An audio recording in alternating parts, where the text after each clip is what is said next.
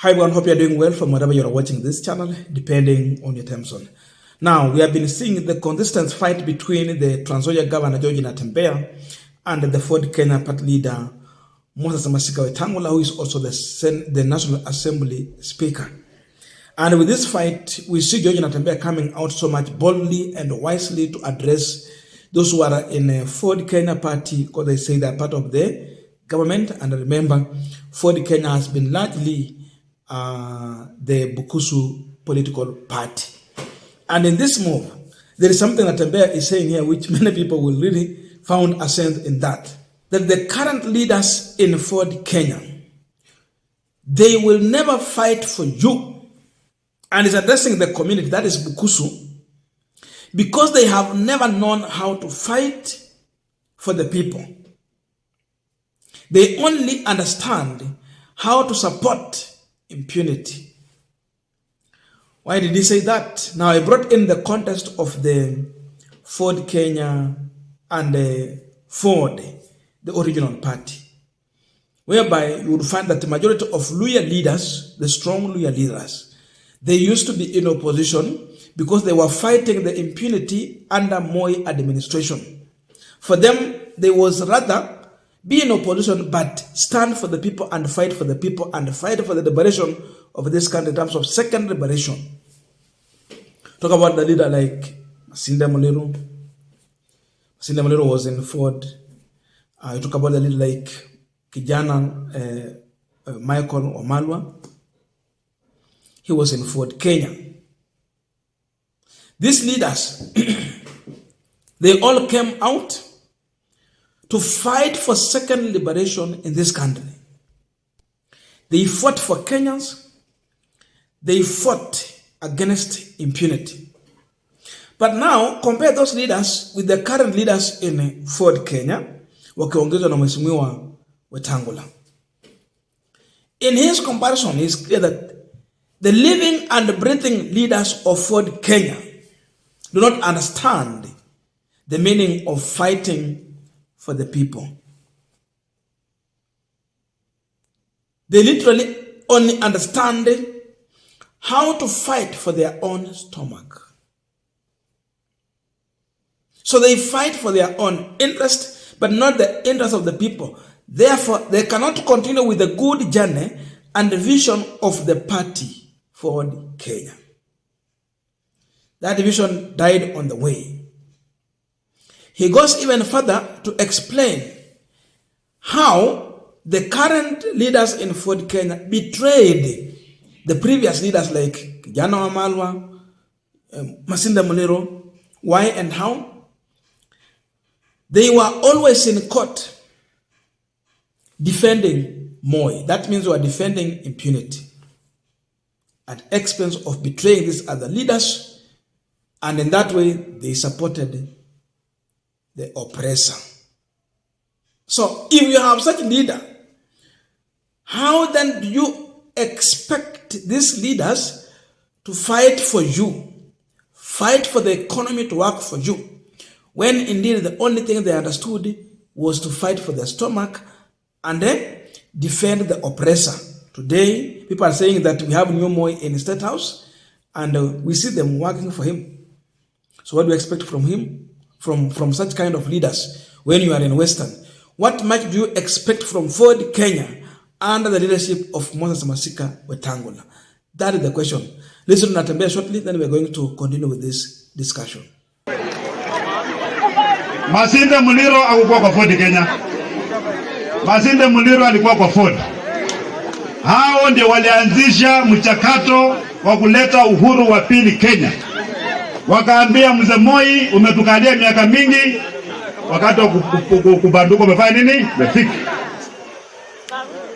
Masinde Muliro alikuwa kwa Ford. Lakini hao jamaa wakapigana, chama ikavunjika, ikakuwa Ford Kenya, ingine ikakuwa Ford Asili, si ndio? Michael Wamalwa kijana alikuwa kwa Ford Kenya. Na akikufa alikuwa deputy president wa Kenya. Chama ya Ford Kenya ilikuwa na wajumbe more than 25. Throughout the country, hata Mombasa kulikuwa na wajumbe ya Ford Kenya. Wala ambao wanaongoza chama ya Ford Kenya saa hizi, bandu befwe hawajui maana ya kupigania mtu mwingine, wanajua tu kupigania tumbo zao. Wakati watu walikuwa wanapigania ukombozi wa pili, hawa jamaa walikuwa wakili ya Moi. Kama mimi nasema uongo, wacha kuja hapa waseme. Hawa ndio walikuwa wanasema Wamala kijana akamatwe. Hawa ndio wanasema Masinde Muliro akamatwe. Hawa ndio wanasema polisi usiwafinye watu wapi. Maana walikuwa ndani ya mafuta, si ndio? Wanaweza haiba kwa lazima. Wanatuambia hapo nini?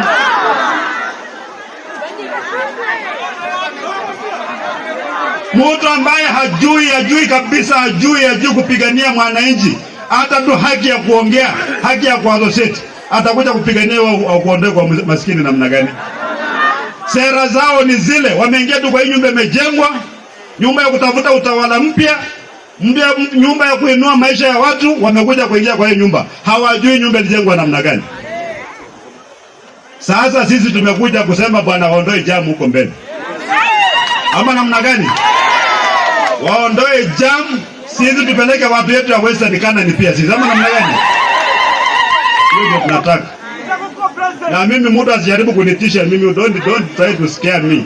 You are just wasting your time. Napoteza tu kwa time yako hiyo. Ukitaka we debate, kwenda kutuma kuna wajumbe wengine amechaguliwa na wananchi, lakini kazi yake ni kusifu mtu tu. Msifu, kuna sifu tu mtu. Na watu wamepanga line wakakuchagua wewe kuwa kiongozi MP. Lakini mzaka winyoka ofumyazo mtu kwa masu ipaka akolo. Now we are continuing this panel discussion, but just a quick request for those who are watching and you have not yet subscribed, please consider subscribing.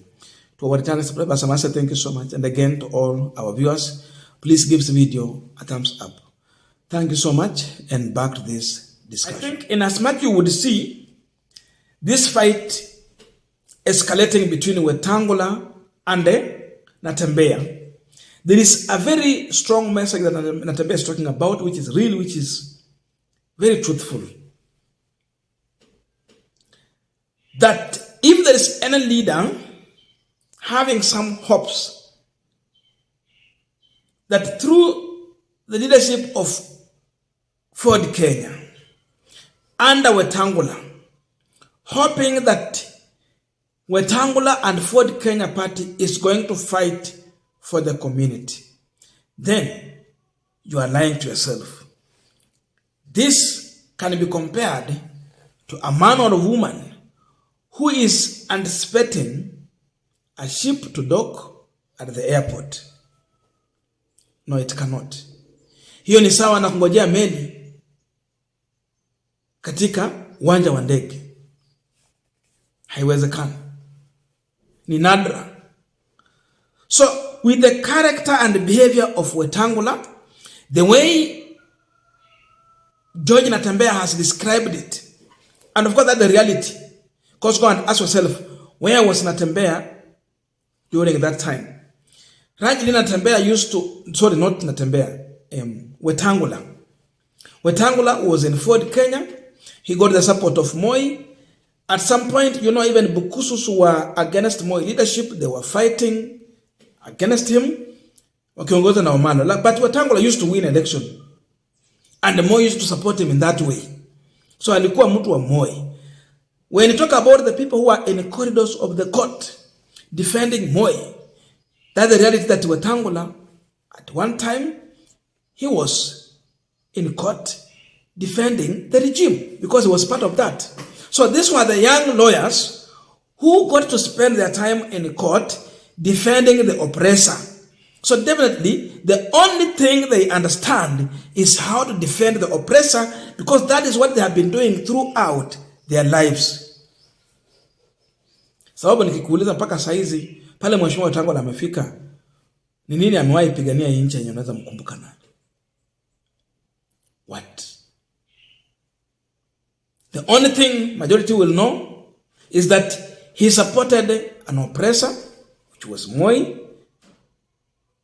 and therefore the only experience he has is how to defend the oppressor, how to support the oppressor, and how to fight for his own stomach, because the oppressor used to pay them nicely. So they also understand how to fight for their own stomach, but not to fight for the people. They will never fight for you. So having hopes in people like Wetangula that they will bring the liberation you want, the change, the revolution you think of, you are lying to yourself. So voting for Ford Kenya and its leadership is a waste of time, and it has no any benefit at all. Look at the situation we are in now under William Samoei Ruto administration. Anything to smile at now, 1.5 years in office? Zero. Many presidents, when they come to power, normally you will see them coming with the goodies. Wanaanzia at a good place. Then they bring in other issues slowly. But going by how William Ruto started his work, he came with a lot of impunity. He removed all the subsidies that we used to enjoy, He removed everything from fuel, food subsidy. Then he added more taxes and more burden to the people. Hapo ndiyo alianza hivyo. Hata Mheshimiwa Uhuru hakuanza na njia ya aina hiyo hata Kibaki. So what do you expect from him when he has people close to him like Wetangula who only understand how to support the oppressor but not how to fight for the oppressed? Sasa mambo yanakuwa magumu.